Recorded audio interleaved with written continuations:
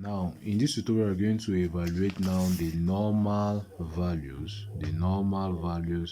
of the elements of the full block count. Is it clear? Now, the normal values depends on the age. Is it clear? You need to have the first one is a white blood cell count. Now, the white blood cell count depend on the age.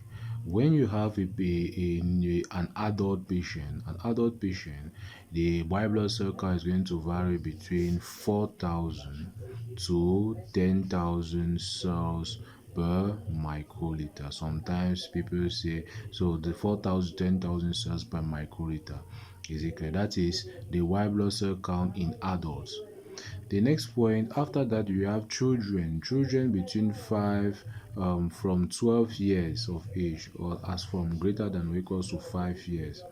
Is it clear? Their white blood cell count is going to be between 4,000 to 11,000 cells per microliter as being the normal. Is it clear? Now let's go down to further pediatrics. Let's start back with premature.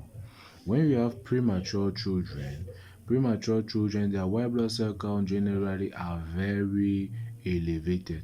Is it clear? So premature have their white blood cell count something like 18,000 to they have something like 18,000 to 21,000 white blood cells.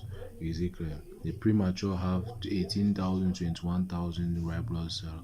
Or you can just consider neonates to have their white blood cell count extremely elevated at 10,000 to 20,000 cells per microliter. So neonates they have 10,000 to 20,000 cells per microliter, and the premature have slightly elevated than that, and they can go up to 22,000 cells per microliter. So those are the normal values that you have to know. Now, when you have if there is an increase, if there is high level of white blood cell, there is going to be particular predominance, and also if there is low level of white blood cell, there is one that is predominantly low. So if there is an increase, one is going to be predominantly high, or if there is decrease, one is going to be predominantly low. So we have what is called the lymphocytes. The lymphocyte, which is like this, has its own percentage. The percentage of the lymphocyte normally has to be between 25% to 30%. So if the lymphocyte is less than 25% and then the white blood cell count is low, it means that they are predominantly low. It can be a case of HIV. I hope you're understanding. It means that they are predominantly low. Is it clear? Now it can be a case of HIV. I'm going to tell you which disease each of them can show later on in the later tutorial. Now if you have a case where it is predominantly high, it can be inside a case of a bacterial infection and all that. So the next, or a case of viral infection. The next thing we have, the next one, which is going to be when you have the MID, which is elevated. MID corresponds to the monocytes. The percentage of monocytes is between 2% to 10%. Is it clear? So if it is less than that, it can be predominantly low, and if it's more than that, it can be predominantly high. We have the next one, which is the granulocytes. The granulocyte percentage is generally between 65 to 75%. Is it clear? If it is less than that, it's predominantly low, and if it's more than that, it's predominantly high. So those are the different elements that you have to put in mind. Now sometimes the full block count, they put the differential count. Is it clear? The differential count of the full block count for the granulocity, generally for the basophils, there should be 0 to 1% of basophils. For the eosinophils, it is approximately 1 to 2% of eosinophils for the differential white blood cell count on the full blood count. For the neutrophils is the predominant granulocyte, so it is 65 to 75%.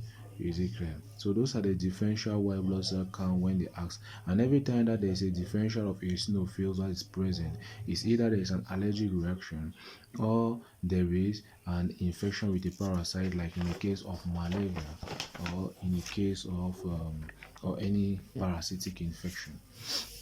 So now the other normal values for the red blood cell, you don't actually count the red blood cells. The red blood cell count is not important. What is important there is the HB, hemoglobin. The hemoglobin level also vary with respect to different ages. In neonates, you need to know that the hemoglobin is going to vary from 16 to 18 gram per deciliter. In premature, the hemoglobin vary between 18 to 21 gram per deciliter. Is it clear? So here we are going to have different and severity of anemia in neonates. Now the next one we have also in children, younger children. Younger children, their normal hemoglobin, their hemoglobin vary from 11, the hemoglobin in children vary from 11 gram per deciliter to 11 gram per deciliter to 14 gram per deciliter in children. And then the next one you have now in adults. In adults, the normal hemoglobin in female is going to be 12 to 16 gram per deciliter. Normal hemoglobin in males is going to be 12 to 15 gram per deciliter, while in males is going to be 13 to 16 gram per deciliter. Now, with respect to the different ages, you are going to have different severities of the anemia. When you're in neonatology, moderate anemia is going to be considered when you are between 4. My anemia is 14 to 16 gram per deciliter. Is it clear? Moderate anemia is 10 to 14 gram per deciliter. And severe anemia is when you are less than 10 gram per deciliter. Every time you are involved with a neonatology or a premature case, mild anemia is 14 to 16 gram per deciliter. Moderate anemia is 10 to 14 gram per deciliter, and severe anemia is less than 10 gram per deciliter. Also, if you have children who are generally less than 6 years or 5 years of age, but they are after the period of neonatology, mild anemia is going to be considered when they are between 10 to 12 gram per deciliter. Severe anemia for the children that are less than 5 years but after the period of neonatology. Severe anemia for them is considered when you are less than 6 gram per deciliter. Moderate, after severe anemia, you have moderate anemia now. Moderate anemia is going to be considered when they are between 6 to 8 gram per deciliters. Is it clear? That's moderate anemia. And then mild anemia for them is when you are 8 to 10 gram per deciliter. Mild anemia for children that are less